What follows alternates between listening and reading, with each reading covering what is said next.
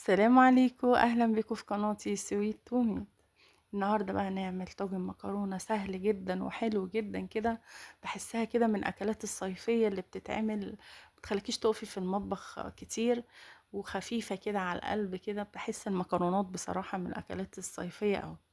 طريقه سهله وبسيطه جدا جدا، وتنفع كده كمان للمصايف. بقى احنا داخلين على الصيف خلاص. دي الاكلات بقى ايه؟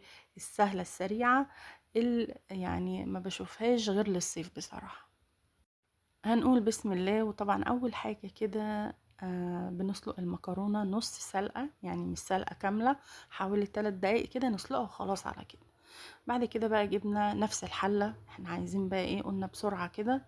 شلنا منها المكرونه طبعا، صفيناها وحطينا فيها شويه زيت حلوين كده عشان تبقى المكرونه مفلفله. وقطعت بصلايه كبيره. انا عامله يعني اقل من كيس مكرونه، يعني حوالي ربع كيلو مكرونه على بصلايه كبيره كده. البصل يبقى كتير فيها زي الطاجن كده. وحطيت حوالي 3 قطع بانيه، قطعتهم كده وشوحتهم في قلب البصل ما نحمروش قوي يعني. وبعد كده بقى ايه؟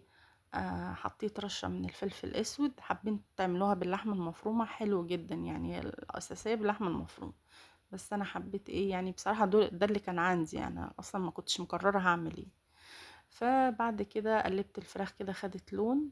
وحطيت بقى فلفل رومي مع فلفل سبايس كده بسيط. وانا حطيت بابريكا وفلفل اسود. وبعد كده بقى ايه؟ مش هنقلب الفراخ كتير عشان ما تستويش، يعني لسه هتستوي مع الصلصة. حطيت بقى طماطم مضروبة في الخلاط.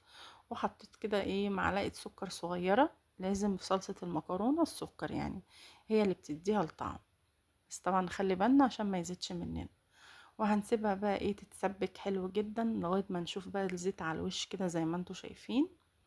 بعد ما هتتسبك هنحط طبعا الملح. حابة بقى ايه؟ انا حطيت تاني بقى كزبرة ناشفة، وحطيت بهارات، وحطيت شطة. حابة بقى تحطي اي توابل انت حباها في المكرونة حطيها.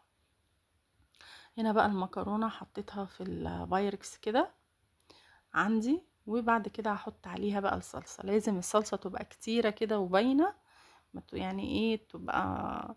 طبعا طاجن مكرونه ما بنجيبه من بره بيبقى يعني الصلصه ما اقولكوش كتيره جدا. يعني انا يعتبر حاطه قليل كمان. انا حاطه على ربع كيلو المكرونه، حاطه يعني ازيد من نص كيلو طماطم، طماطميتين او طماطمايه كده يعني. وقلبناها بقى بالشكل ده ونظبط الملح بتاعها طبعا. وهنجيب بقى شويه جبنه موتزاريلا حلوين كده وهنحطهم على الوش. عايزه اقول لكم ان الطاجن ده اتمسح والله من حلاوته. مفيش اي حاجه جنبه، شويه مخلل زيتونتين كده وحلو قوي يعني. حتى حاسه ان السلطه مش لايقه يعني. بتنجان بقى اي اللي تحبوه يعني. وحطيت بقى الجبنه الموزاريلا زي ما انتوا شايفين، وهنحطها في الفرن بالظبط مش هتاخد 5 دقايق. علشان الجبنه تبقى طريه كده وبتمط معاكم يعني. ما تحطوش المكرونة كتير. حابين لو عايزين تشكشكوا المكرونة في الفرن شوية وتنشف، حطوا المكرونة الاول، واخر دقيقتين اخر دقيقتين كده حطوا الجبنة الموتزاريلا علشان تبقى طرية زي ما انتوا شايفينها كده. الجبنة الموتزاريلا يعني ما بتعدي 3 دقايق في الفرن بتنشف ومش بتمط.